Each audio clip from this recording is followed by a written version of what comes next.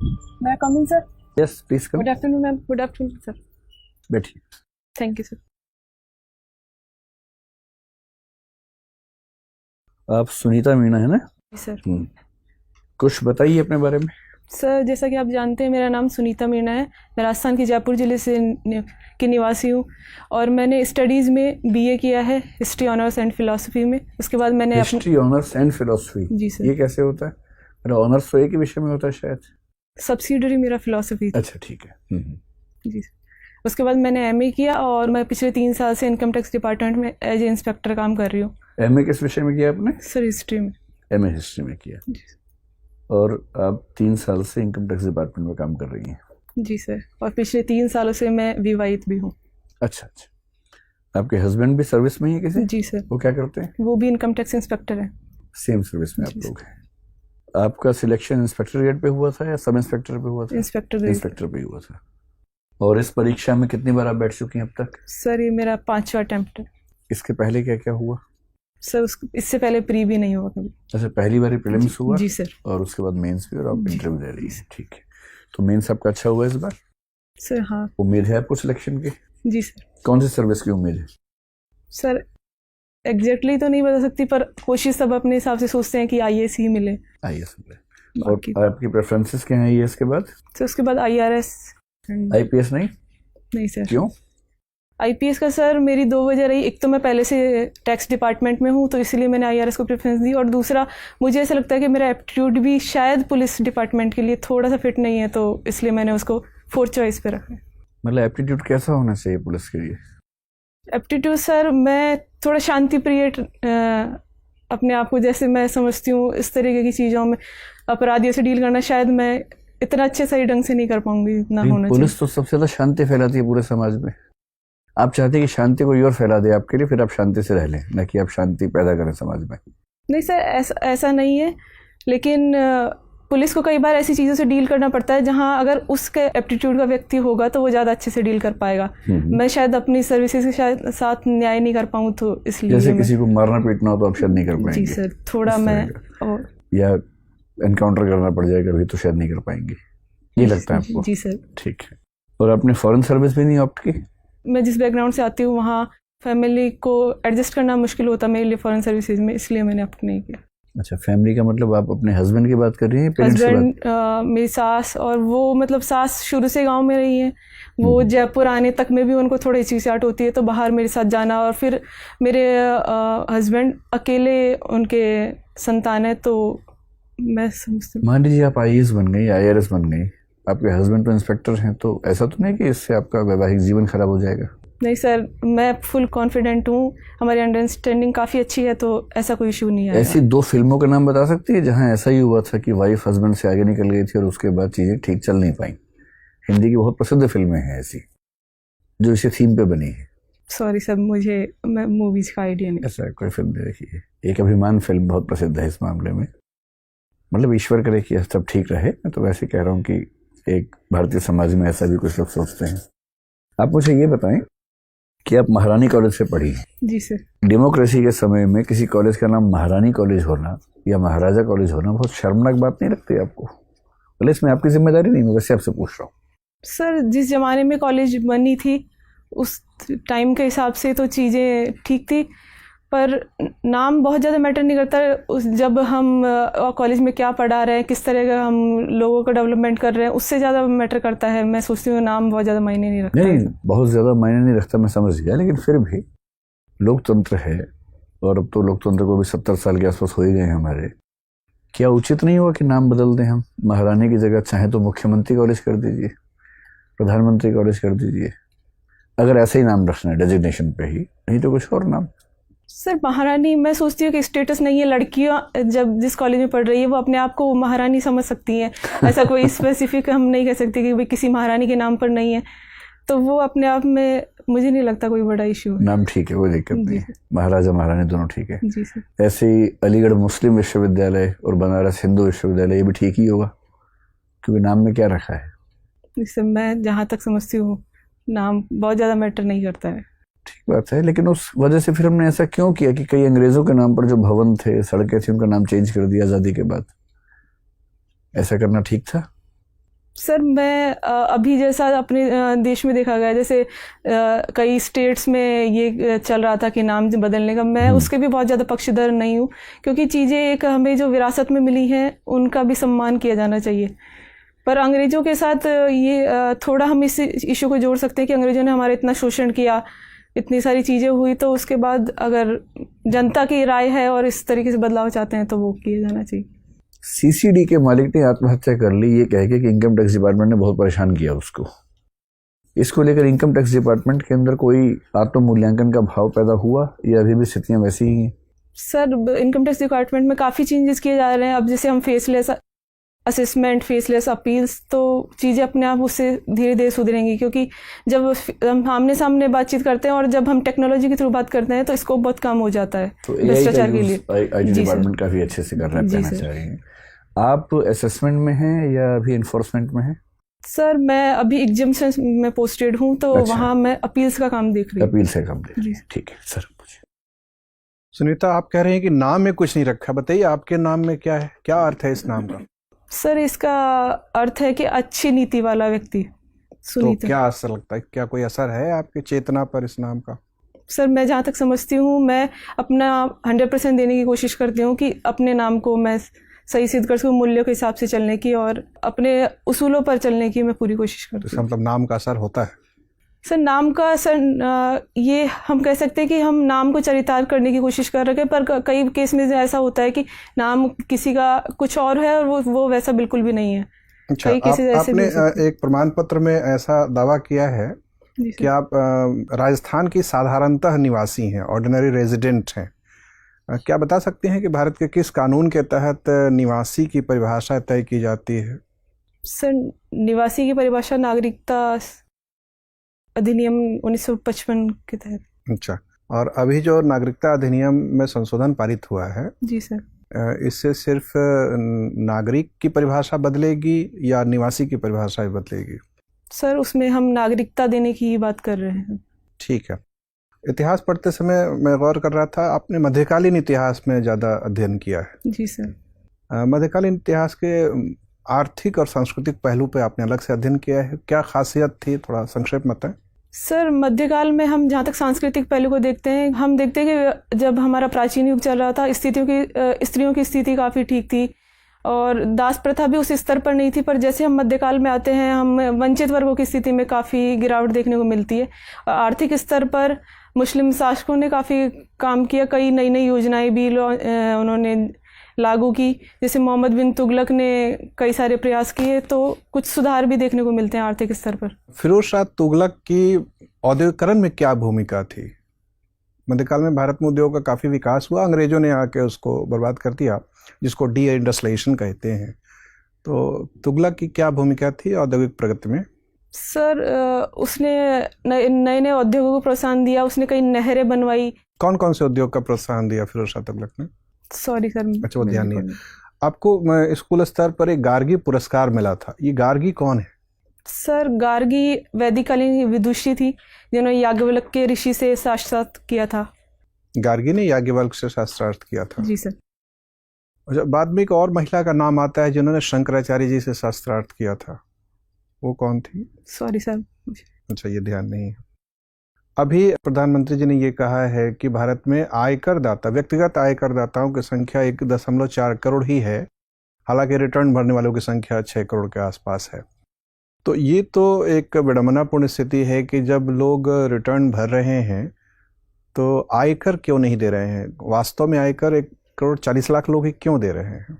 आयकर में जो अधिनियम है उसमें कई सारे प्रावधान है, उसके तहत आप कई तरह की छूट और एग्जम्पशंस ले सकते हैं। उसके बाद अगर आपका टैक्स बन रहा है तो ये आपको टैक्स देना होगा।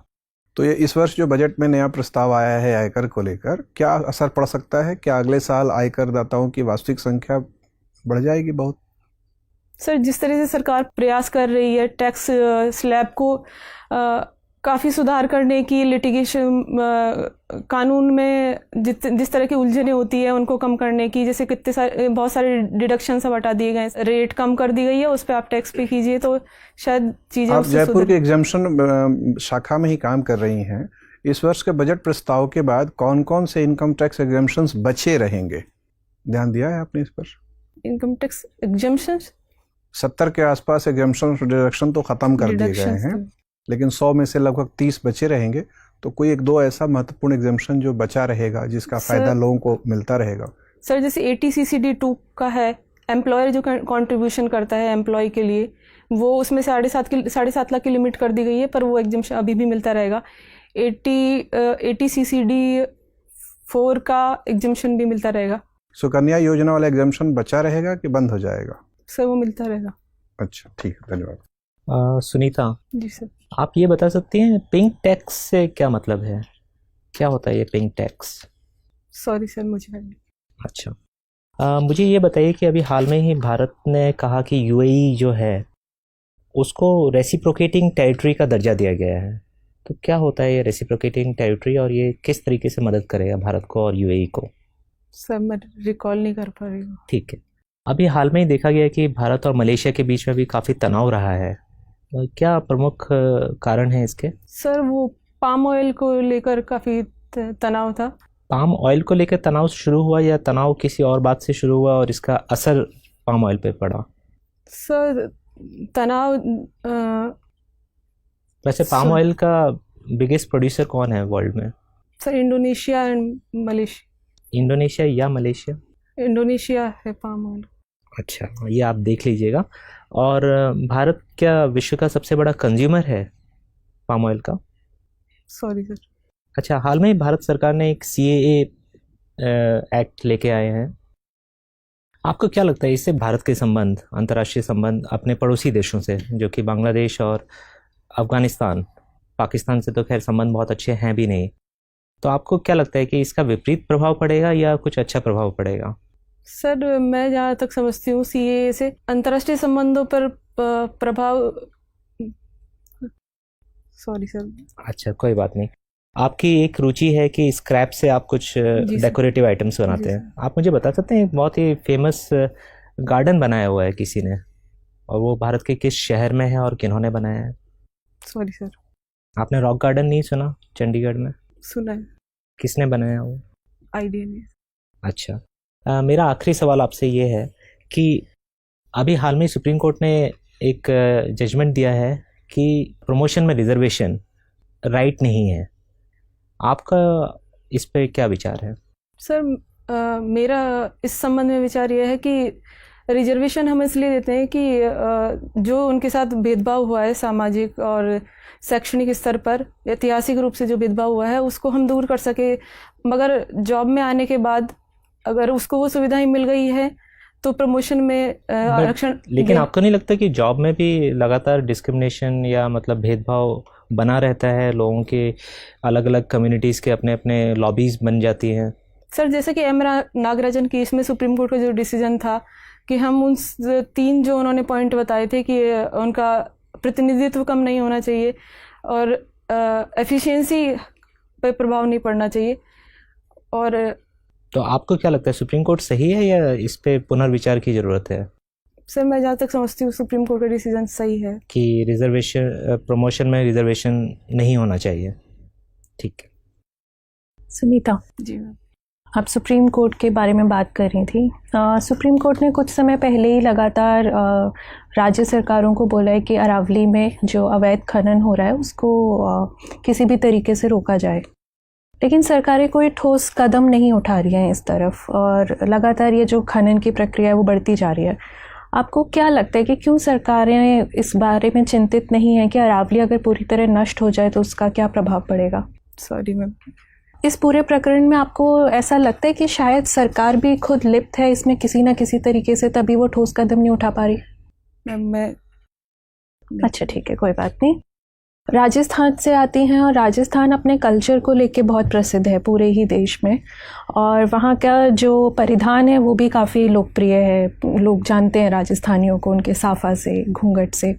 ऐसे में आपको क्या लगता है कि महिलाओं का जो घूंघट है वो अगर अपने मन से करती हैं तो वो ठीक है, हमें बहुत उनको बात भी नहीं करना चाहिए कि आप घूंघट हटाओ, और उनको ज़बरदस्ती नहीं बोलना चाहिए कि आप वेस्टर्न ड्रेसेस पहनो या सलवार सूट पहनो। अगर उनका वो परिधान है तो वो है।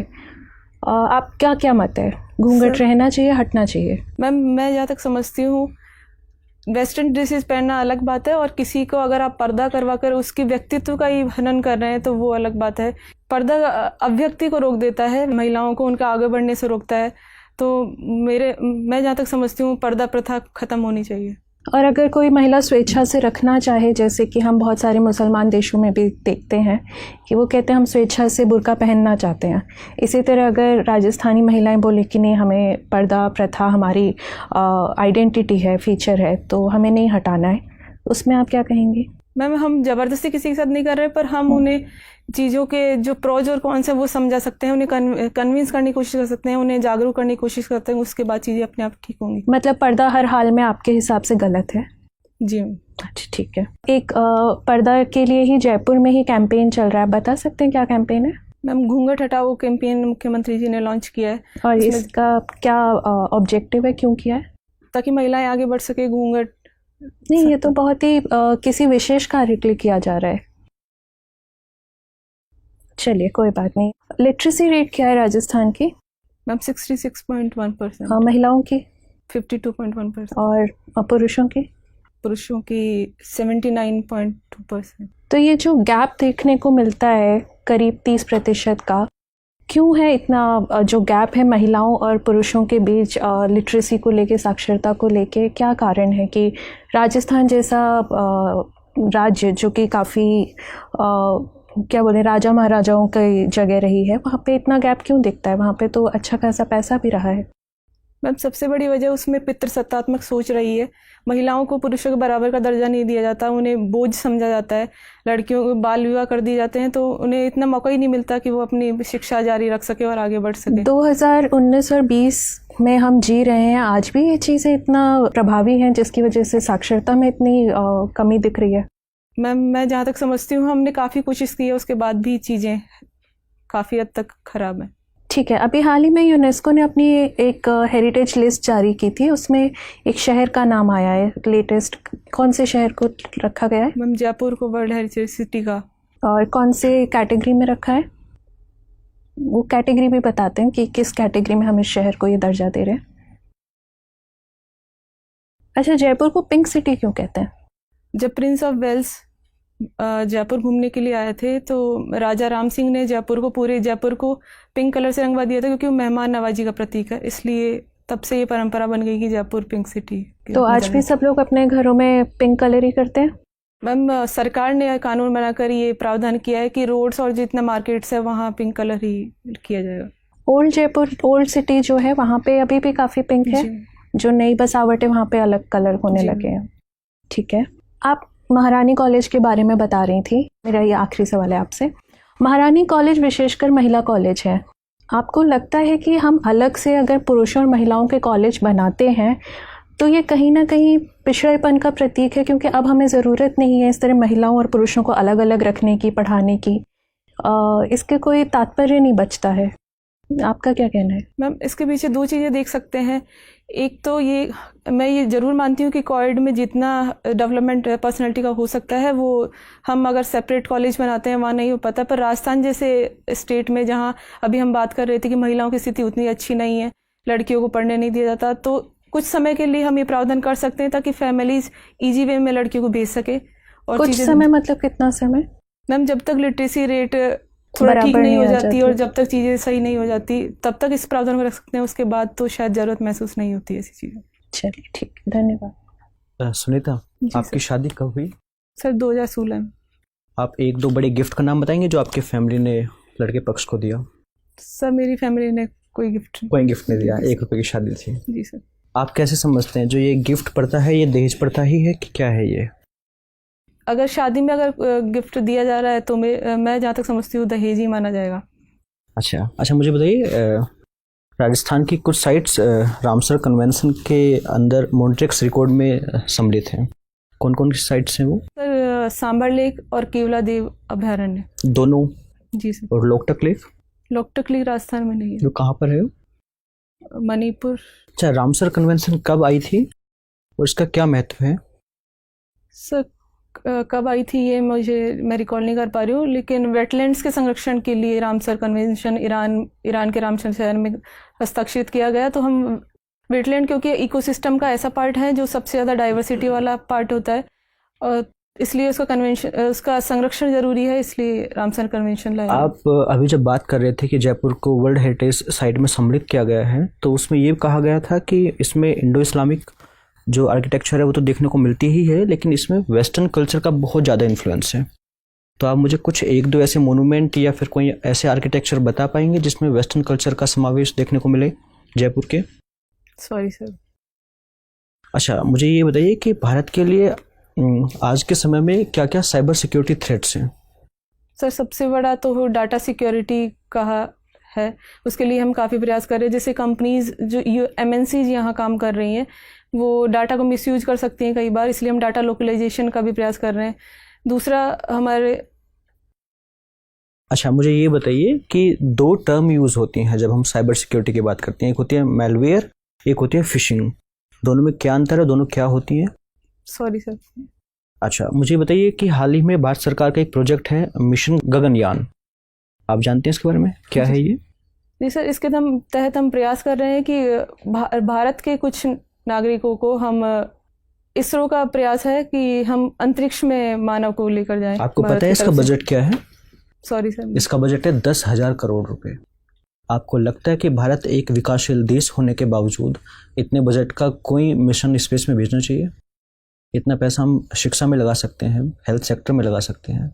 आप कैसे देखते हैं इस चीज़ को? सर इस चीज़ को मैं इस तरीके से देखना चाहूँगी कि शिक्षा और हेल्थ पर हम खर्च कर रहे हैं, लेकिन जब हम एक वैश्वीकरण की बात करते हैं और हम एक मल्टीपोलर वर्ल्ड की बात करते हैं, तो इंडिया को अपना स्टैंड वहाँ मजबूत करने के लिए अंतरिक्ष और अनुसंधान में भी ध्यान देने की आवश्यकता है। मुझे ये बताइए कि मिशन गगनयान के जरिए हमने अंतरिक्ष में मानव को भेज दिया, उससे क्या फ़ायदा है, मुझे ये बताइए।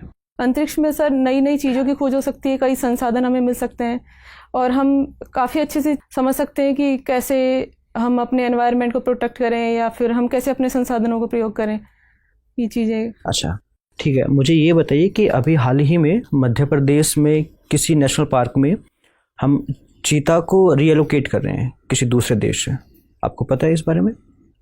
सॉरी सर, मुझे नाम रिकॉल नहीं हो पा रहा। अच्छा, अभी भारत में टाइगर सेंसस रिलीज हुई है रिसेंटली, तो कितने टाइगर्स हैं? Sorry sir. अच्छा, recently Indian state forest survey report हुई है, तो अभी कुल क्षेत्रफल कितना है जो फॉरेस्ट कवर के अंदर आता है? सर 24%। 24% आता है। और कौन से राज्य में सबसे ज़्यादा क्षेत्रफल है फॉरेस्ट कवर? Sorry sir. अच्छा, राजस्थान में है फॉरेस्ट कवर और कि बिल्कुल भी नहीं है? सर है, लेकिन बहुत कम, लगभग 3-4% के आसपास। अच्छा, हाल ही में सरकार ने जो राजस्थान में डेजर्टिफिकेशन काफ़ी है थार, तो उसको रोकने के लिए एक अभी ग्रेट ग्रीन वॉल के नाम से एक परियोजना शुरू की है, आप उसके बारे में पता है? सर ये पोरबंदर से शुरू होकर पानीपत तक जाएगी, ये क्या है बताइए? सर इसमें हम 5 किलोमीटर के विड्थ में वृक्षारोपण करेंगे ताकि डेजर्ट को आगे बढ़ने से रोका जा सके। अच्छा, मेरा लास्ट क्वेश्चन है, क्या आपको पता है कि डीएम के पास भी कुछ पुलिस पावर्स होती हैं? होती हैं, मैं बताता हूँ आपको, ठीक है? आपका एप्टीट्यूड नहीं है, बट अगर कहीं किसी ज़िले में दंगा हो रहा है और आप डीएम है तो आप कैसे डील करेंगे? आप फ़ोन नहीं उठाएंगे क्योंकि ये तो दंगे वाली सिचुएशन का तो एप्टीट्यूड है ही नहीं आपका। सर ऐसा नहीं है कि मैं सिचुएशन हैंडल नहीं कर सकती, लेकिन क्योंकि आईपीएस का पुलिस में अगर मतलब दिन में एक बार आप ऐसी सिचुएशन को डील कर सकते हैं, बट 24 घंटे ऐसी सिचुएशन डील नहीं करेंगे। अब घबराइए मत, खुल के बोलिए अपनी बात। कोई बात, आप ये कह सकती हैं कि हाँ कभी कभी मैं डील कर सकती हूँ, लेकिन 24 घंटे नहीं कर सकती, उसमें क्या दिक्कत है? अभी जो वोडाफोन और एयरटेल का केस सुप्रीम कोर्ट ने कुछ दिन पहले जजमेंट दिया, उससे संबंध इनकम टैक्स से ही है ना, जो उनकी टैक्स लायबिलिटीज को पे करने का आदेश दिया गया है। कुछ ध्यान है वो क्या केस था वो? सर उसमें ये इशू ये है कि उनका ग्रोस एडजस्टेड रेवेन्यू कितना माना जाए उनका, तो उसके लिए कंपनीज ये कह रही हैं कि हम जितना टेलीकॉम सेक्टर से कमा रहे हैं सिर्फ उसी पर हम टैक्स देंगे, लेकिन सरकार का और टेलीकॉम डिपार्टमेंट का कहना है कि आपके अदर देन टेलीकॉम सेक्टर के जो भी इनकम है उस पर भी आपको टैक्स देना होगा, उसको हम इंक्लूड करेंगे ईजीआर में। हाँ, तो फाइनली सुप्रीम कोर्ट का आदेश तो आ ही गया है। जी सर। लेकिन ऐसा भी सुनने में आ रहा है कि अगर इतना टैक्स पे करेंगी तो शायद कंपनियां बंद ही हो जाएंगी। आपका क्या ऑब्जर्वेशन है इस मामले में? सर मैं जहाँ तक मानती हूँ कि इनकम पर टैक्स देना तो ज़रूरी है, और कंपनीज के पास इतना तो प्रॉफिट होता ही है कि अगर प्रॉफिट है उनके पास तो उस पर टैक्स देना चाहिए। सेस और सरचार्ज में क्या डिफरेंस होता है? सर सेस और सरचार्ज दोनों ही टैक्स पर लगते हैं, पर सेस किसी स्पेसिफिक हम इशू के लिए लगाते हैं, उसको हम उसी स्पेसिफिक जिस चीज़ के लिए हमने लगाया, जैसे हमने एजुकेशन सेस लगाया तो सिर्फ एजुकेशन पर खर्च होगा, पर सरचार्ज का एक लिमिट के बाद अगर आपकी इनकम है और उस पर टैक्स बन रहा है, उस पर सरचार्ज लगता है ताकि उसका उपयोग हम आर्थिक असमानता को दूर करने के लिए कर सकें। तो सरचार्ज का जो कलेक्शन होता है वो सीधे जाता है हमारा जो कंसोलिडेटेड फंड है उसमें चला जाता है, और सेस सीधे उसी स्पेसिफिक मद के लिए जाएगा जो जिसके लिया गया है। यही बात कह रही है ना? इनकम टैक्स डिपार्टमेंट की हिरार्की क्या होती है, जरा मुझे, जैसे आप इंस्पेक्टर हैं वहां से ऊपर कौन कौन से पद हैं जरा क्रम में बताइए। सो उसके बाद ITO बनते हैं, then ACIT, DCIT, joint CIT, additional CIT, CIT, principal CIT, CCIT, principal CCIT, और CCIT क्या मतलब हुआ? Chief commissioner of income tax. उसके बाद principal CCIT, principal chief commissioner of income tax, और CBDT मेंबर। CBDT मेंबर तो वही होता होगा ना? प्रिंसिपल चीफ कमिश्नर का जो रैंक है और CBDT चेयरपर्सन का जो रैंक है वो सेम रैंक है या अलग अलग रैंक है? नहीं सर, चेयरपर्सन का रैंक उससे उससे अलग है, और मेंबर CBDT जो है वो प्रिंसिपल चीफ कमिश्नर की रैंक से होता है। ठीक है, तो आप कितने साल में, जैसे ACIT से CBDT चेयरपर्सन, ये कितने साल की यात्रा है लगभग? सर हर प्रमोशन में लगभग 4 साल का ड्यूरेशन रहता है। ठीक ठीक। तो इसका मतलब ये हुआ कि अगर कोई 25 साल के आसपास में IAS बन जाए तो चांस बनता है कि वहां तक पहुंच जाए। ठीक है, चलिए मेरा आखिरी सवाल आपसे ये है कि आजकल नेशनलिज्म की 2 परिभाषाएं चल रही हैं। एक परिभाषा चल रही है जिसके तहत कहा जा रहा है कि CAA का विरोध करने वाले देशद्रोही हैं, और उन लोगों ने ये भी कहा कि दिल्ली के जो CM आज चुने, मतलब जिन्होंने शपथ ली है, वो भी आतंकवादी हैं। और दिल्ली के CM पिछले 2 महीने से, 2 दिनों से स्पेशली कुछ विज्ञापन कर रहे हैं बहुत ज़्यादा, जिसमें एक नए प्रकार की देशभक्ति की परिभाषा दे रहे हैं कि राष्ट्रवाद का असली मतलब है कि देश का हर बच्चा स्कूल जाए, देश के हर व्यक्ति को स्वास्थ्य उपलब्ध हो। तो क्या ये जो डिस्ट्रीब्यूट है इसमें आपकी क्या राय है? राष्ट्रभक्ति का सही मतलब क्या है? अगर मैं नेशनलिस्ट होना चाहूँ तो मुझे किस रास्ते पर चलना चाहिए इनमें से, या कोई बीच का रास्ता बताइए। सर राष्ट्रभक्ति की अगर हम जैसे CAA मुद्दे से जोड़कर देख रहे हैं तो परिभाषा काफ़ी संकीर्ण होगी। राष्ट्रभक्ति का मतलब है कि हम अपना 100% दें, हम राष्ट्र के लिए जो योगदान कर सकते हैं उसमें। तो अगर स्कूलिंग और हेल्थ पर हम ध्यान दे रहे हैं तो मुझे लगता है कि वो ज़्यादा राष्ट्रभक्त है, बजाय CAA पर हम विरोध करें या फिर उस पर मुद्दे को उछालें या फिर फालतू बिना, जिनका कोई महत्व नहीं है, महत्व इतना ज़्यादा नहीं है जो बदलाव ला सके उन मुद्दों पर बहस के। ठीक है सुनीता, आपसे बात करके बहुत अच्छा लगा। कुछ आप पूछना चाहेंगे हमसे? अब जाने की जल्दी में लग रही है, आपको लग रहा है कि बचूं किसी तरह से। ठीक है सुनीता, आप जा सकती हैं। धन्यवाद।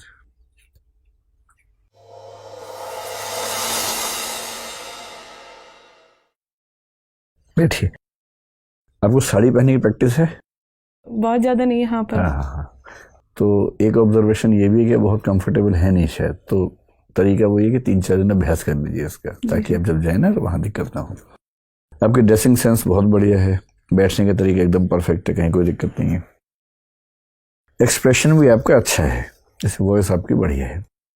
बस थोड़ा सा वॉइस का लेवल कहीं कहीं थोड़ा ऊंचा रहेगा ना तो उससे कॉन्फिडेंस ज़्यादा महसूस होगा, तो थोड़ी सी आवाज़ ऊंची रखें तो बेहतर है। सर मेरा मतलब ऐसा है कि बहुत ज़्यादा मुझे स्टेज या फिर इसकी प्रैक्टिस नहीं है, तो मैं उससे इंटरव्यू में मैं मतलब जो आ रहा है वो भी भूल जा रही हूँ, अनकंफर्टेबल हो जाती हूँ। आप इतना अच्छा बोल रही हैं, कोई दिक्कत है ही नहीं उसमें, है ना? उसकी कोई ज़रूरत नहीं स्टेज पे जाने की। ठीक है, अब बस थोड़ा सा आवाज़ हल्की सी ऊँची कर लेंगे तो थोड़ा ठीक रहेगा।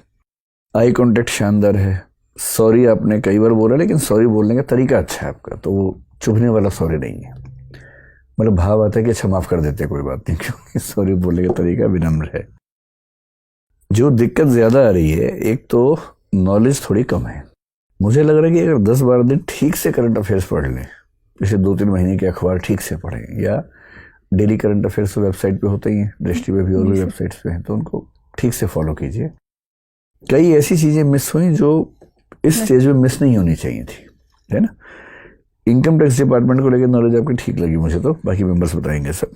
मुझे सबसे ज़्यादा चिंता लग रही है वो ये है कि जब आपको सिचुएशनल क्वेश्चंस मिल रहे हैं वो जैकपॉट होते हैं, उसमें आपने अगर बढ़िया जवाब दिया कॉन्फिडेंस से भर के तो वो जैकपॉट है। आप ऐसा लग रहा है कि जैसे बैक फुट पे खेल रही हैं, किसी तरह से क्वेश्चन निकल जाए, मैं इससे टकराऊं नहीं। जैसे मैंने शुरू में पूछा आपसे कि महारानी कॉलेज का नाम कैसा है, आपने क्या आंसर दिया मैटर नहीं करता, लेकिन एक स्टैंड लेंगे ना फर्म तो अच्छा रहेगा। जैसे आप कह सकते हैं यहाँ सर मैं उस कॉलेज से पढ़ी हूँ, उसके नाम से लगाव है मुझे, कभी सोचा नहीं, पर मुझे भी लगता है कि हाँ डेमोक्रेसी है तो बेहतर होगा कि नाम कुछ और हो, और नहीं तो ठीक है, लेकिन कोई नाम चेंज हो तो अच्छा रहेगा। बेशक आप ये कहें, लेकिन जो कहें थोड़ा सा फर्म। जैसे अरावली पे मैडम ने पूछा कि अरावली में ऐसा हो रहा है, सुप्रीम कोर्ट का जजमेंट है, उसके बाद भी हो रहा है, क्या लगता है क्यों हो रहा होगा। अब क्या लगता है वाले में फैक्ट्स नहीं चाहिए हमें, आपको बताना चाहिए कि मैडम इसमें मिली भगत होनी चाहिए, इसमें जो ठेकेदार है माफिया हैं उनका, सरकार के जो अधिकारी हैं उनकी मिली भगत है, इसलिए ऐसा होता है, और ऐसे में चिंता की बात है। तो ये क्वेश्चन जो फैक्ट बेस्ड नहीं है उस पर सॉरी बोल देना, ये ना अपराध जैसा होता है, क्राइम जैसा होता है।